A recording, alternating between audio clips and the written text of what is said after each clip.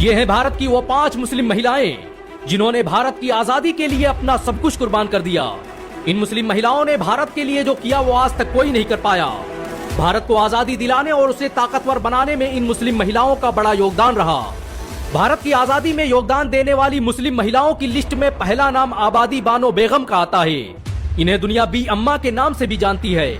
आजादी के महान नायक मोहम्मद अली जौहर और शौकत अली जौहर आबादी बानो बेगम के ही बेटे थे। आबादी बानो बेगम का जन्म 1850 में उत्तर प्रदेश के अमरोहा जिले में हुआ था।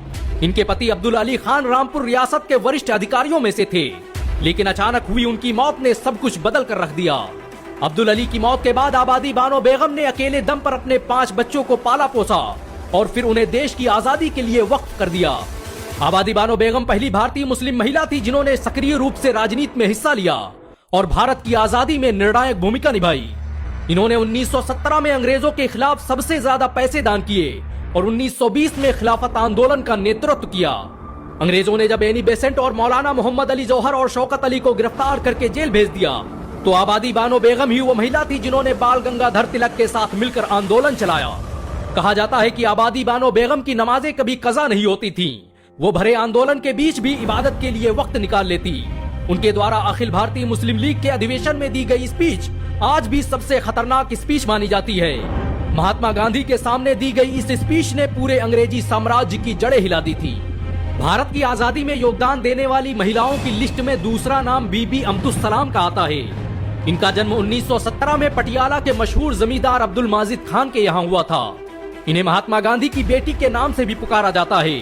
बीबी अब्दुल सलाम ने भारत की आजादी और हिंदू मुस्लिम एकता को मजबूत करने में बड़ा योगदान दिया। इनकी वजह से ही बंगाल और पंजाब में होने वाले हिंदू मुस्लिम दंगों की आग शांत हो पाई थी। बीबी अब्दुल सलाम गांधी के राष्ट्रवादी आंदोलन का हिस्सा थी। इन्होंने कई सालों तक गांधी के सेवाग्राम आश्रम का संचालन किया। ये कई सालों तक इंडियन वुमेन कांग्रेस कमेटी का हिस्सा रही। 1947 में भारत पाक बंटवारे के वक्त इन्होंने शरणार्थियों के लिए बहुत से संगठन बनाए और लोगों की विस्थापित होने में मदद की। इनकी कोशिशों से ही पटियाला भारत का हिस्सा बन पाया था। भारत की आजादी में योगदान देने वाली महिलाओं की लिस्ट में तीसरा नाम बेगम हजरत महल का आता है। इन्होंने ही 1857 में अवध में होने वाले स्वतंत्रता संग्राम का संचालन किया था। बेगम हजरत महल का जन्म 1820 में फैजाबाद में हुआ था। ये अवध के नवाब वाजिद अली शाह की दूसरी बीवी थी। 1855 में जब अंग्रेजों ने बेगम हजरत महल पर अपनी सत्ता स्वीकार करने के लिए दबाव डाला तो उन्होंने ये कहते हुए ठुकरा दिया कि मुसलमानों की गैरत किसी अंग्रेज की गुलामी नहीं कर सकती। 1856 में जब ईस्ट इंडिया कंपनी ने अवध पर हमला करके नवाब वाजिद अली शाह को कैद कर लिया तब बेगम हजरत महल ने अपने बेटे कादिर के साथ मिलकर सत्ता की कमान संभाली और बाराबंकी, फैजाबाद, सीतापुर और आसपास के जिलों के 1,80,000 सैनिकों को इकट्ठा कर बगावत का ऐलान कर दिया। बेगम हजरत महल अपने आखिरी वक्त तक अंग्रेजों के खिलाफ लड़ती रहीं। उनके द्वारा लड़ी गई जंग के निशानात आज भी लखनऊ रेजिडेंसी, हजरतगंज और कैसरबाग के रास्तों पर मौजूद हैं। भारत सरकार उनके नाम के कई अवार्ड और स्टाम्प पेपर भी जारी कर चुकी है। भारत की आजादी में योगदान देने वाली महिलाओं की लिस्ट में चौथा नाम बेगम अनीस किदवाई का आता है। इन्होंने अपनी पूरी जिंदगी भारत की आजादी और उसकी स्वतंत्रता के लिए कुर्बान कर दी। बेगम अनीस किदवाई का जन्म 5 मई 1906 को बाराबंकी जिले में हुआ था। इनके पति शफी अहमद किदवाई भारत के मशहूर राजनेता और क्रांतिकारी थे जिन्हें मसूरी में एक दंगे के दौरान शहीद कर दिया गया। पति के मौत के बाद इन्होंने दिल्ली का रुख किया और गांधी के साथ स्वतंत्रता संग्राम का हिस्सा बन गई। बेगम अनीस किदवाई के पिता शेख विलायत अली भी आजादी के एक महान नायकों में से थे। बाराबंकी में जंग आजादी का बिगुल इन्हीं के द्वारा फूका गया। भारत के पहले संचार मंत्री रहे रफी अहमद किदवाई इन्हीं के खानदान से ताल्लुक रखते हैं।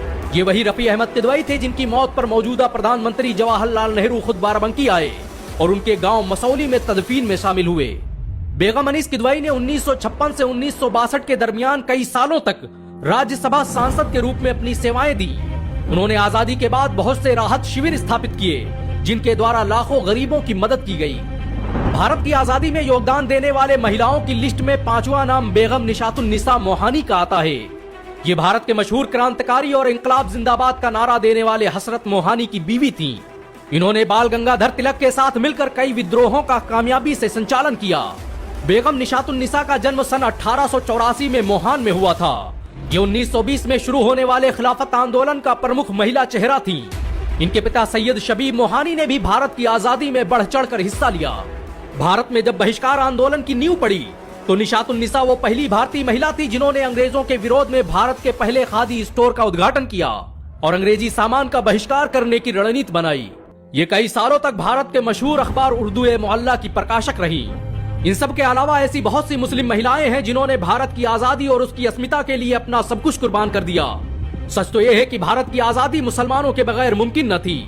बेशक मुसलमानों ने जो इस देश के लिए किया वो कोई और नहीं कर सकता, लेकिन आप एक काम जरूर कर सकते हैं, वो है इस वीडियो को 1 लाख लाइक तक पहुंचाना।